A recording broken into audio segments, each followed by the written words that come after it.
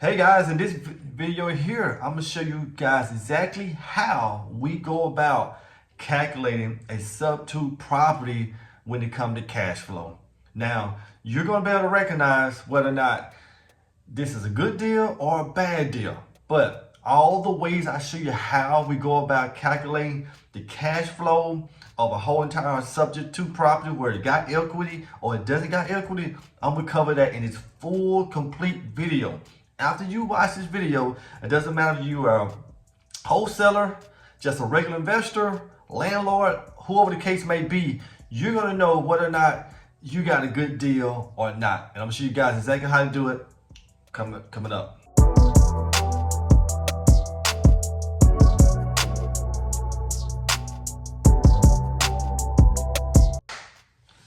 Welcome everyone, this is Antonio here from Poppa Homes, where we're talking about turning these house that we flip into wealth by using the power of real estate. In today's video, you're going to get the real understanding of how to determine a sub-2 cash flow, whether you got equity or no equity. The reason why I'm doing this video is because a lot of people just don't know. When I'm offering a sub-2 property to another investor or aka landlord, they obviously have no clue on what is determined in this. They have no clue. I done seen so many of these people pass up deals because they cannot wrap their mind around what's going on here.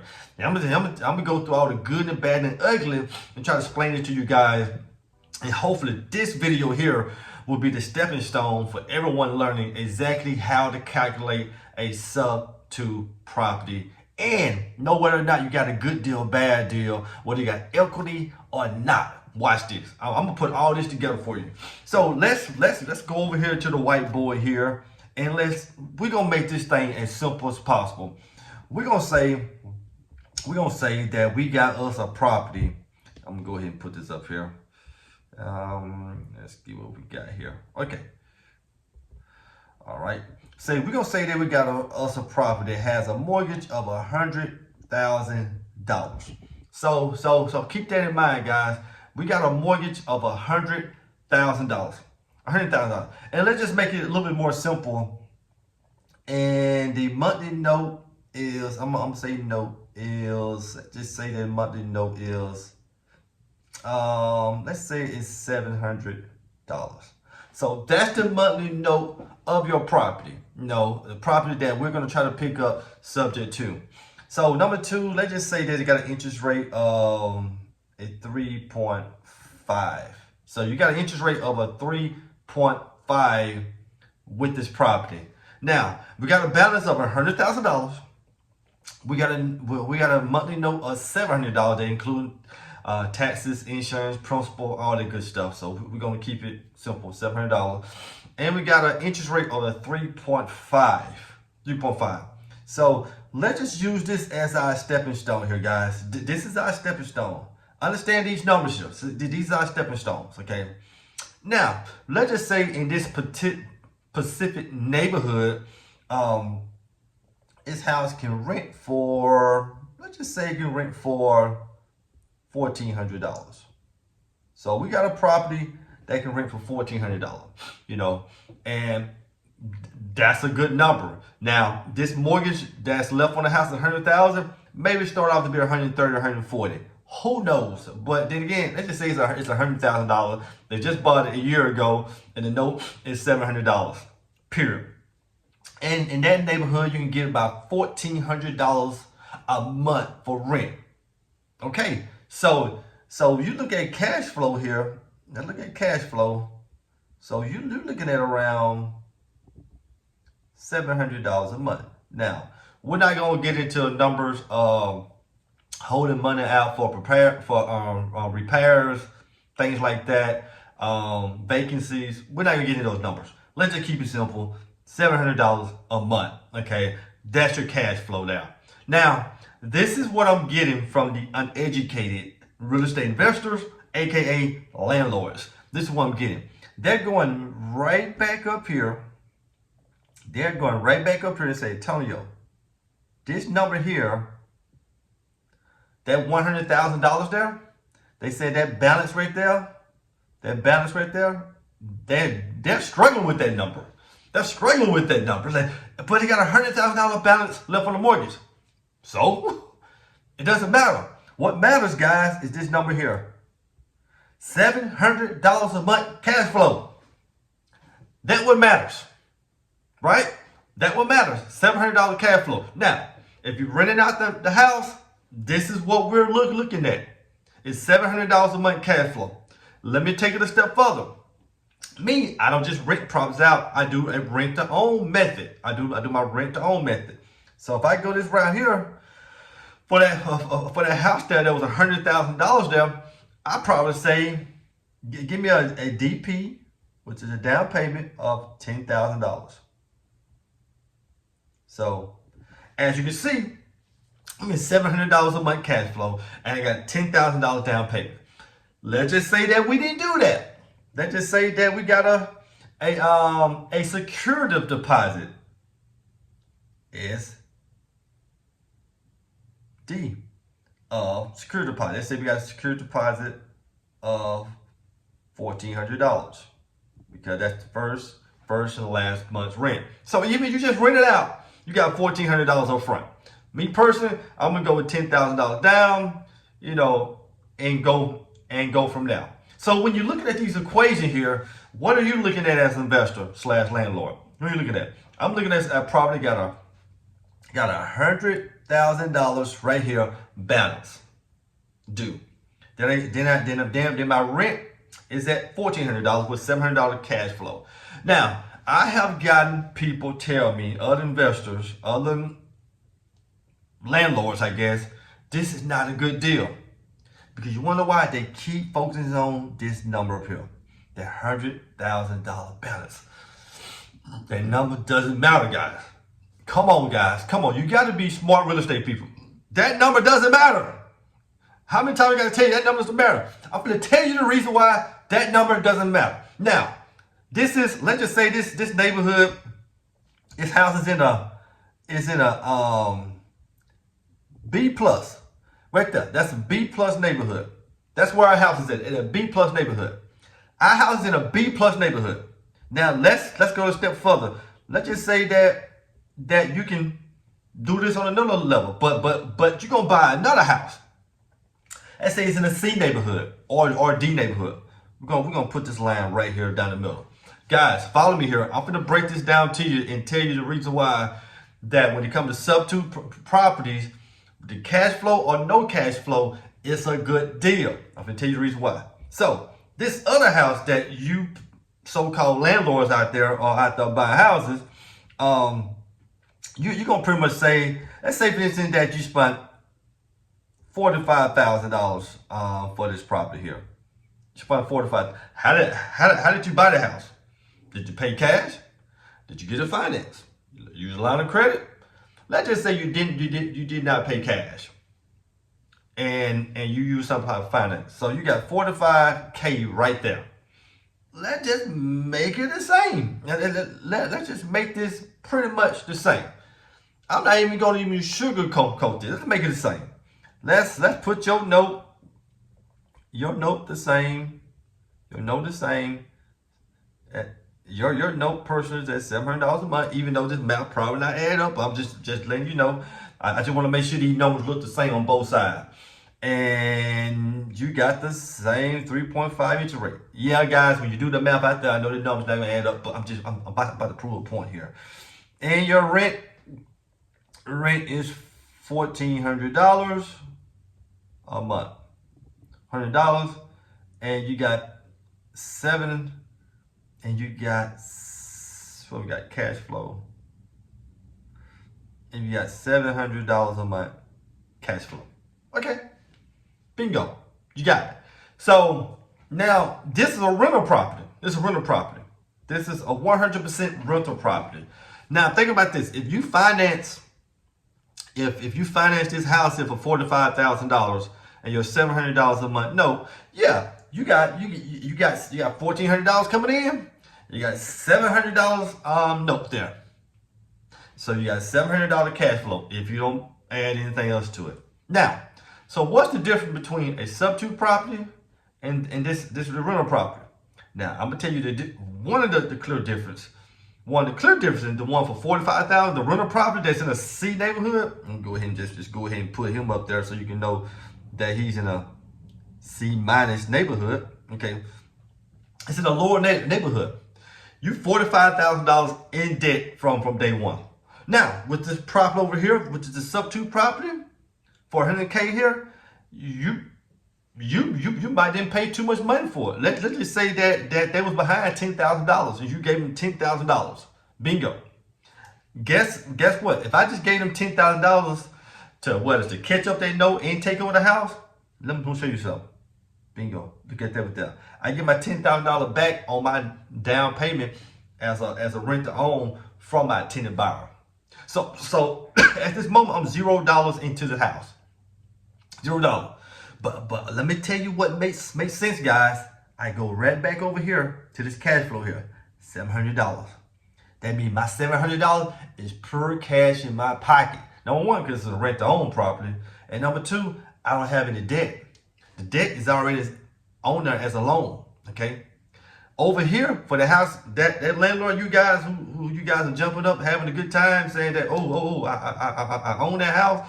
I'm $45,000 in debt. Just know this $700 is really still going back up into that $45K in some form of fashion. In some form of fashion, even though you're paying it with your monthly note, you still got to pay something out of that $700.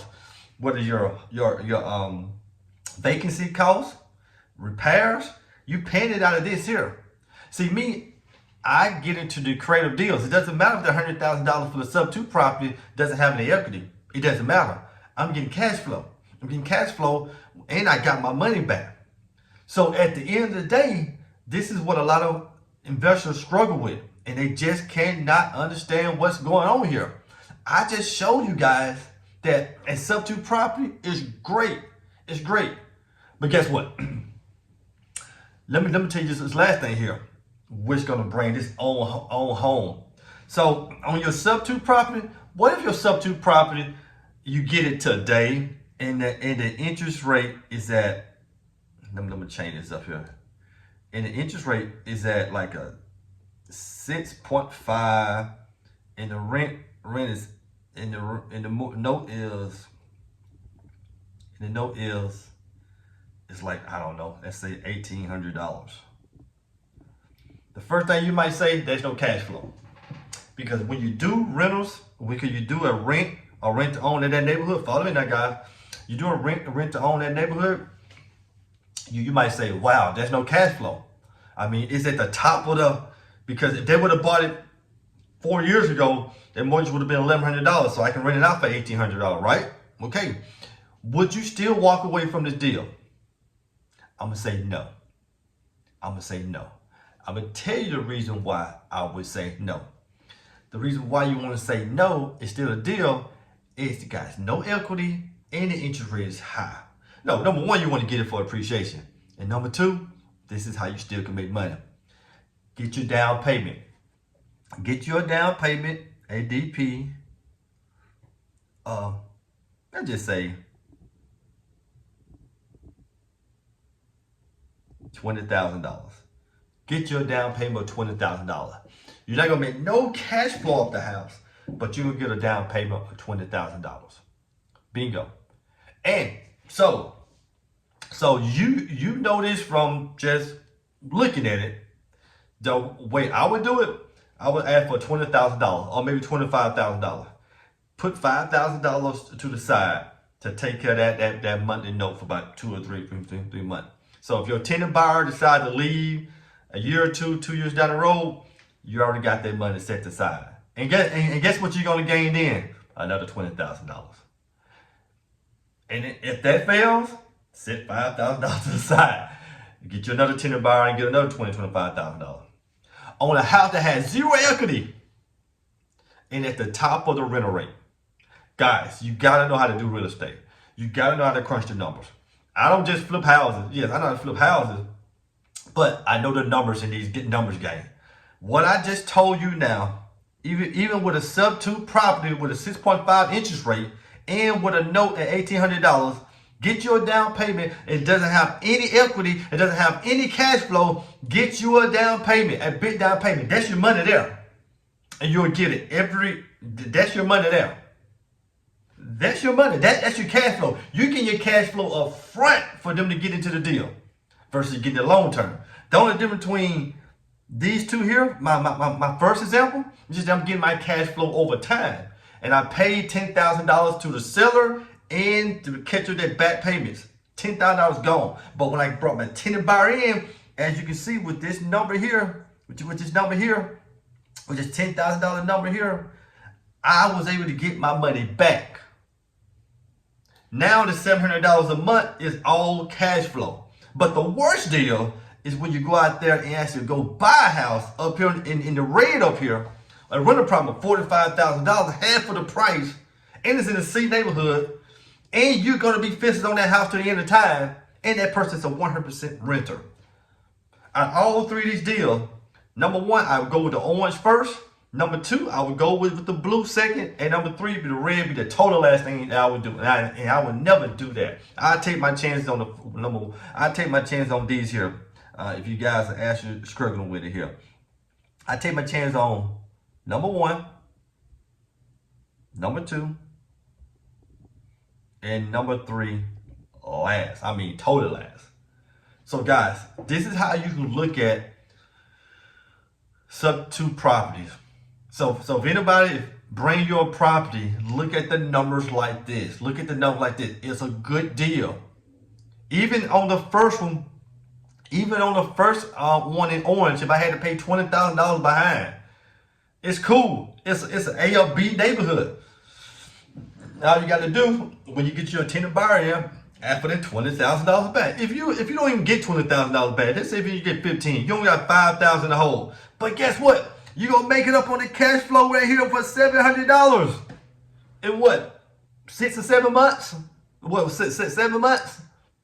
That year, you're going to make it, and you're going to be profitable after that. Guys, learn how to do real estate. I'm not here just running my mouth, you guys. You have to understand how to put these numbers together to make it work. I want you guys to succeed. You follow my YouTube channel, subscribe, leave it in the comments. Let me see what you say in the comments. You come down here in the comment section, put some comments down here. I want to know what you're thinking. What are you feeling about how I put this together and explain it to you? So at the end of the day, I try to, if I'm doing a wholesaler and pass a sub-2 property off to another investor, I have to explain this to them sometimes. Sometimes they just don't get it. Sometimes they don't get it. And those who do get it, capitalize on it. It doesn't matter if you got equity or no equity. We can make money off that house because we want to control the assets. That's the number one thing. Control the assets. If we can control it, we can make money. Over time, we're going to make even more money. My thing is to control 5, 10, 15, 20, 30 of these things without me putting too much money into those things so I can make money at the end of the day. Now, what you're going to do, guys, now you know. You can't say you never do know. So in this video here, I broke it down on sub-2 properties. Whether you got cash flow, whether you got equity or no equity, you still can get cash flow. Whether you're going to get your cash flow over time or you get your cash flow up front, you still can do it. So don't pass up sub-2 deals unless it's just really that bad. Unless the house is in bad shape. If the house is in bad shape, I wouldn't do it. But if you got a good house in a good area, nice shape, take advantage of it, guys. Please do. Thank you so much for watching the video. Like and subscribe to my channel. We got many more videos to come. Let's do deals. Okay, guys, you can come over here to the website. Click on Invest with Poppa at the top of the page. This is where you will find my complete portfolio on all things real estate, from flipping houses, buying a home, sub-2, lease option, multifamily, whatever the case may be. Find it here. Come to the bottom of the page. You have a few options. If you want to view those properties that's been sold, click on View List of Flip Sold. Then you'll be able to get a full view of the property sold. And also, you want to contact me, you can call or text this number here, and let's work together. Let's do deals.